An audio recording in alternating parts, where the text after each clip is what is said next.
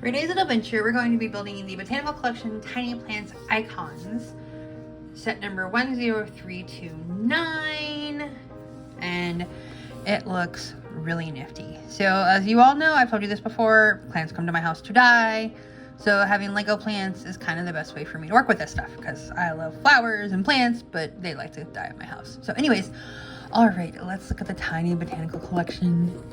Okay, so we got the box, Collection Botanica. Then you got the size. Look at the back. Different places you can put your plants. I'm super excited about it. Sizes. Let's see what else we got. Okay. Nothing super unusual. Okay.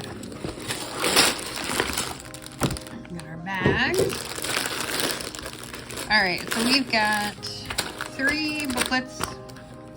And it shows you which flowers are in each booklet.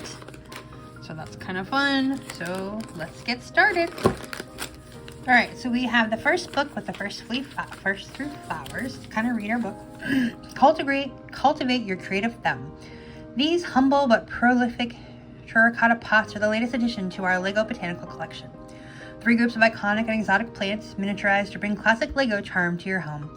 From humidity-loving houseplants to dessert-dwelling succulents and peculiar carnivores, this vibrant mix of plants works as a group or in smaller sets of 3, keeping their color and their fun year-round.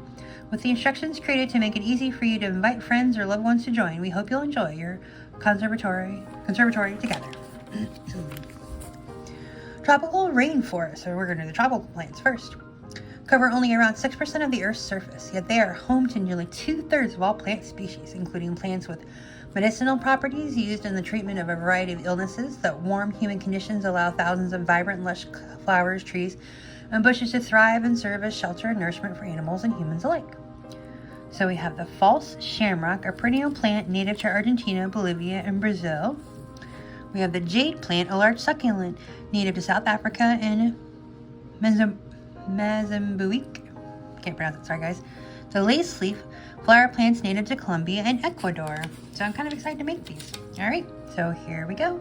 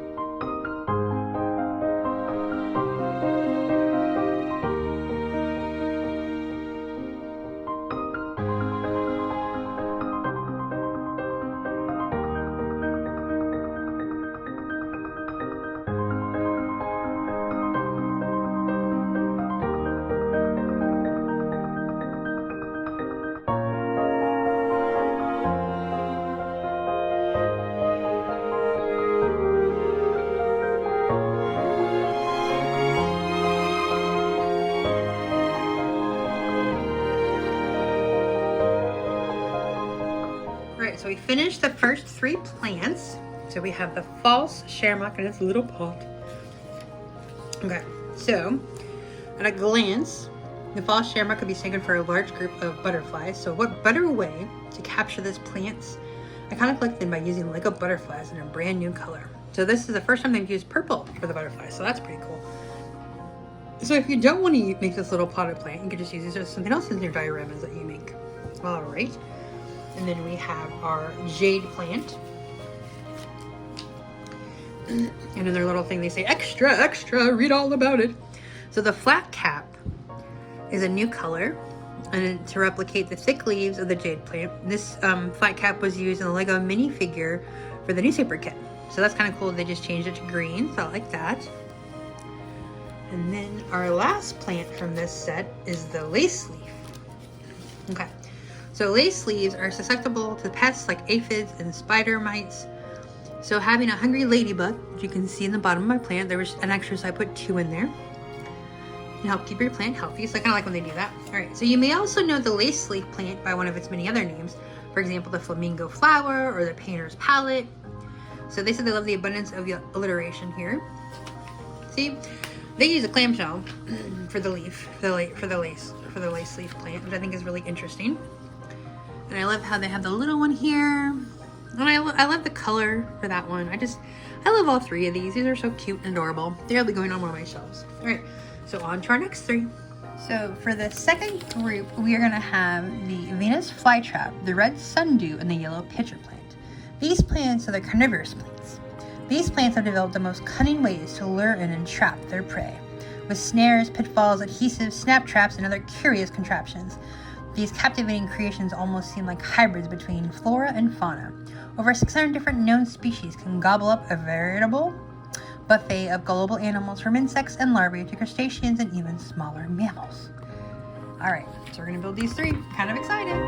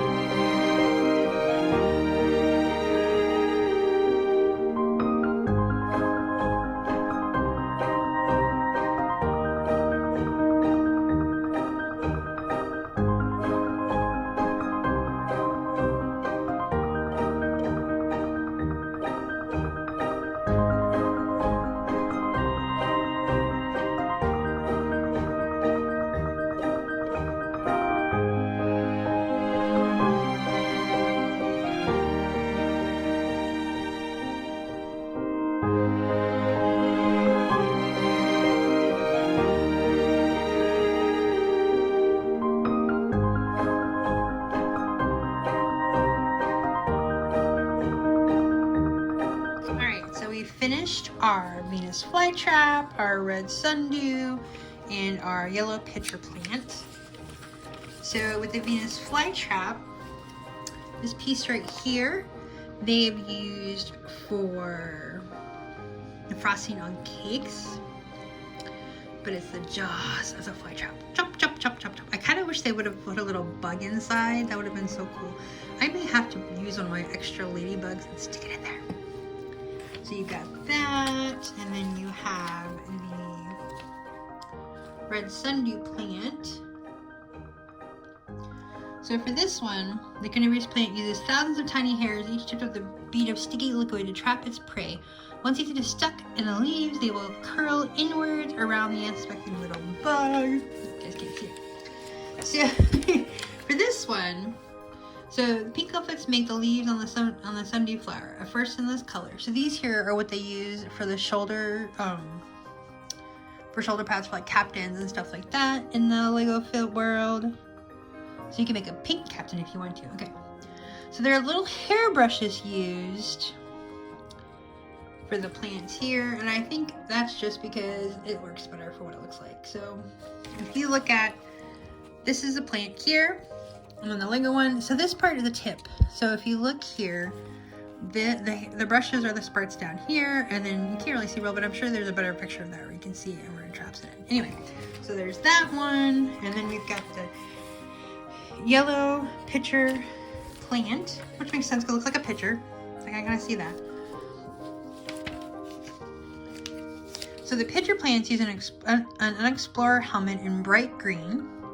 Sorry, an explorer helmet in bright green for the opening of the pitcher, and a lime green broom head for the stalk. So you see right there. So that's kind of cool. And the leaf that grows above the pitcher cannot move and seal the pitcher. It prevents rain from entering the dilution or liquid within. So like this is the point of this, is to cover it up so rain doesn't get in. So that's kind of cool. I know, these are interesting. I like them. So those are the second groups of three. Now we got one more group to go. So we're in the last group, and these are the cactus, or the arid plants. Arid or desert plants are some of the toughest species you will find. They have evolved to survive in climate zones with harsh winds, intense heat, and only very sporadic precipitation. They typically store that what little moisture they can attract in plump pods and save it for, well, not a rainy day, but long dry spells instead. Irradiant flowers help them attract pollinators, giving them an edge over any competition in their surroundings. So they got the Britons Live Forever, the Eastern Prickly Pear, and then the Pincushion Cactus. So looking forward to building.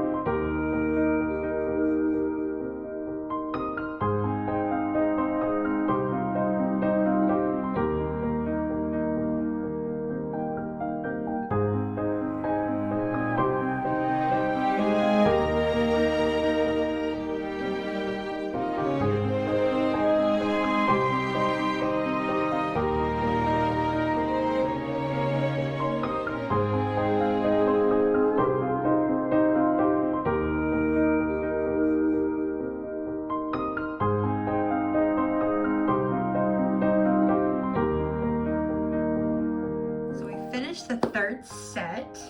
Okay, so this first one, which was the Britons Live Forever. Okay, so the colorful succulent was named after Nathaniel Lord Britton, an American botanist who first categorized the Dudella genus. To capture a nice grading of spiky leaves, we added a new color for the 1x1 plate with a tooth. So if you have any legal animals with your house, you can always give them lovely light lavender teeth. So these ones right here. So that's all for that one. And then we have the Eastern Prickly Pear, okay. So the round printed 2x2 Lego tiles are a new expanding green color and feature a fun new spiky deco to capture the look of the Eastern Prickly Pear. Did you know that prickly pear fruit is edible, and so are the big green pads? Just be sure to remove the spines before eating them. Did not know that, so that's kind of cool. So, I mean, obviously the back doesn't have anything on it, but if you have it facing the wall, not a big deal. Like a little flower in there. Alright, and then we have our pincushion cactus, and it definitely looks like a pincushion to me. Alright, so it says, several species of pincushion cactus grow a lovely crown of flowers in vivid colors. And then after being cataloged for the first time in the late 1920s, was largely unknown until it was rediscovered in 1988 with the Pacific Canyon area in Mexico. So that's interesting. So it was discovered in 1920, but then kind of ignored until 1988. So that's pretty cool. All right, so that's that set. So we're gonna bring all the other ones out here just to kind of see. So you have these ones, so different sizes. Each one had different sizes. So each one had sets of 3. Big, small, and little. So they're very cool. They're very nifty. I'm excited to put them on one of my shelves and just so excited. Anyway, thank you for joining us for today's little adventure. Please join us for our next today's little adventure.